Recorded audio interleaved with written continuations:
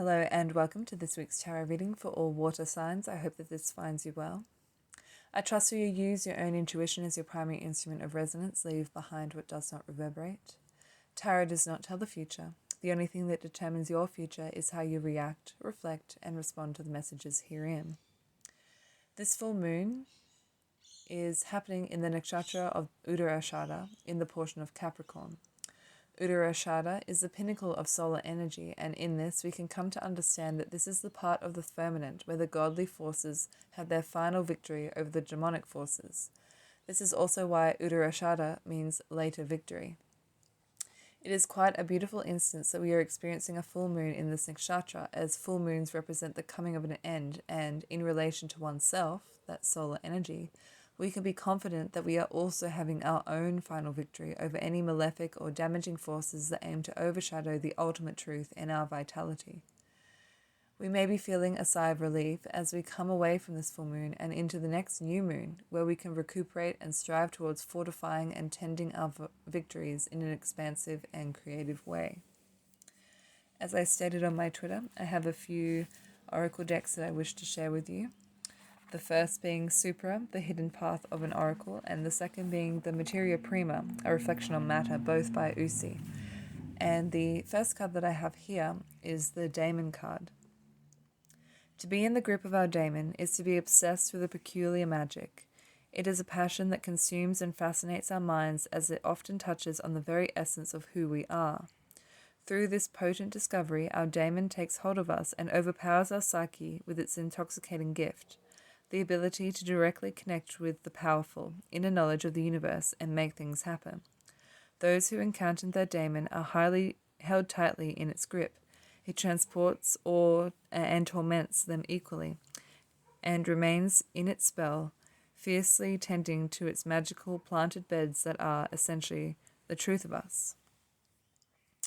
So this is an interesting topic because I have been exploring the daemon this week in regards to Ketu, the south node in our natal charts, and essentially we must get in touch with our daemon. We must get in touch with our south node. We must understand what it is and what it seeks to procure from us, any reactions that we have, any responses that we have to those desires, and ultimately understand what it is leading us towards through those reactions and responses. And it can torment us. It can torment us in that we are not accepting of these underlying principles that is what we truly desire, and some things that we truly desire don't sit with or don't align with the outer world or those outer expectations, and sometimes it doesn't even sit with reality, and that is because we are becoming deluded by our Rahu or the North Node. We are really striving to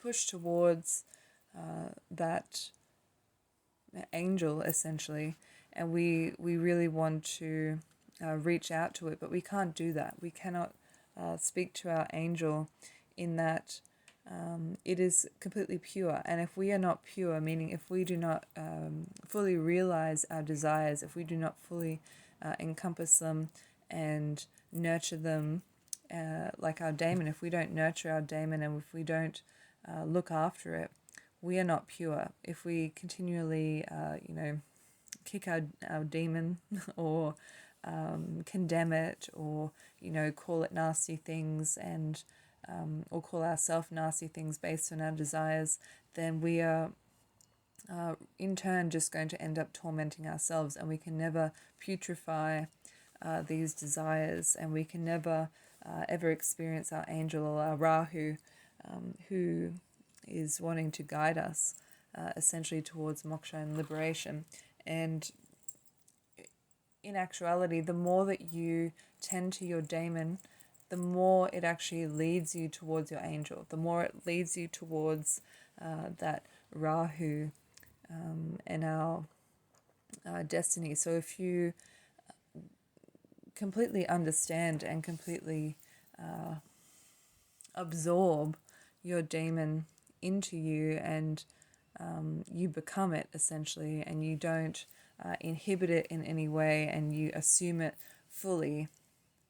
You in a way become pure, if that makes sense. You in a way become able to go towards that angel because you are pure within yourself. And I think that comes back to the idea of ma'at and the weighing of the heart and the feather. And the feather is the truth or the desire, and the heart is also the feather is the truth and the heart is the desire, and the heart must be in line with the truth.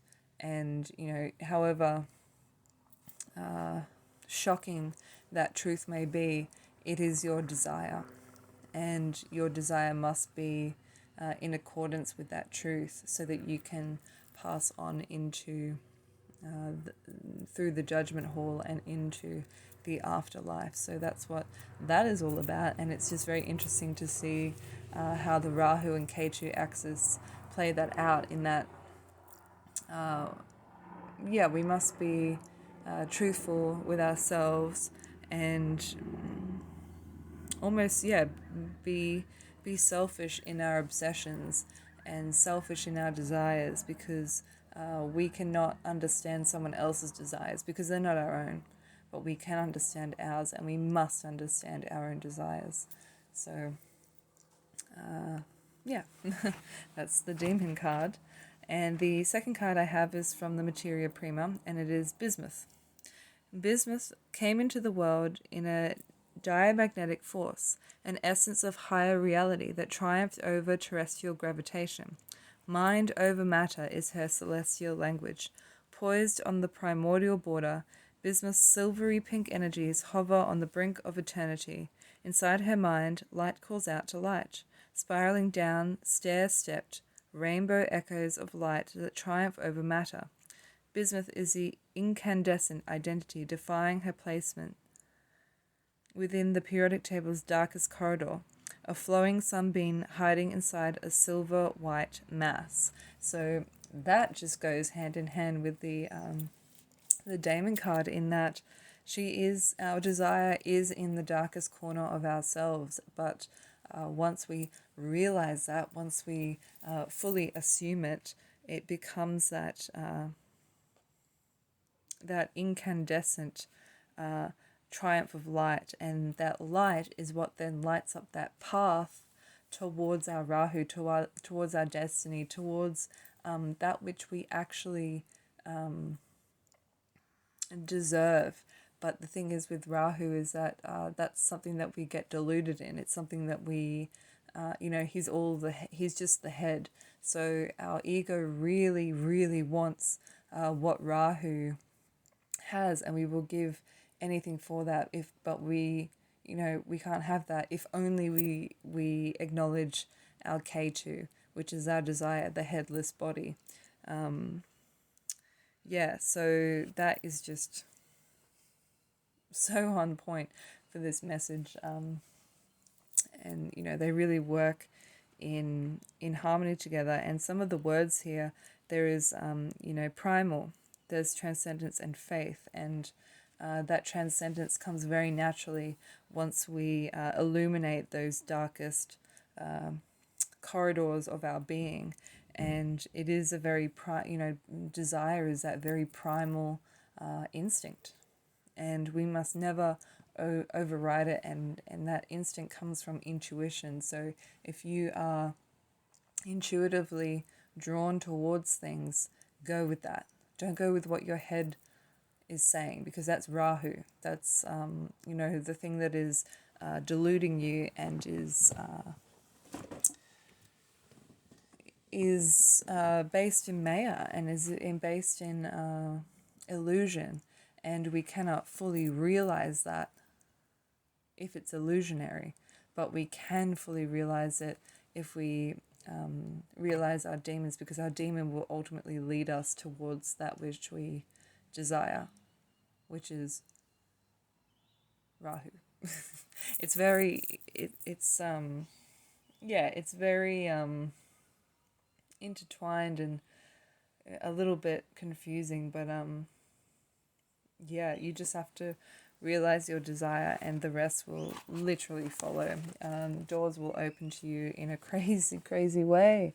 And yeah, the next cards that I have here are the Tower card, the Empress reverse, the Four of Swords reverse, the Eight of Wands reverse, and the Three of Pentacles upright. And I just see this exact same message again, that you know, you're going to have to go through some sort of really violent transformation here with the Tower and the Three of Pentacles here.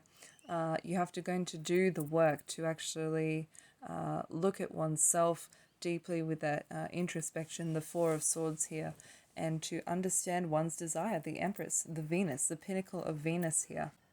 And she is situated in the reverse. So that's just saying to me that you are actually not achieving what you want to achieve. You're not getting to where you want to get. Things are not manifesting. Again, with the Eight of Wands here, things are going very slow when in fact they should be going very quickly.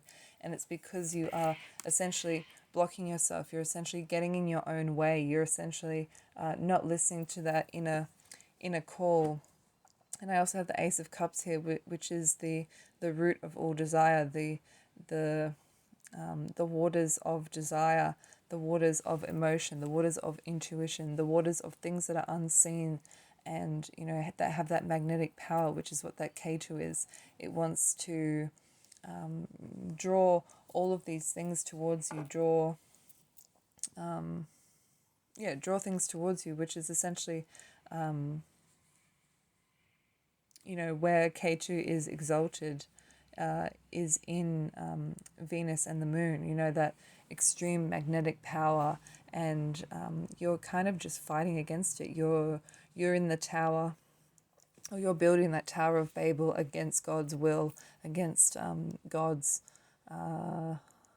multi-dimensional logic and reason. You're kind of going against that, and you're building something in the material. You're looking too much into the material world and projecting into that illusion, and really discarding your own desires and your own demon. You're kind of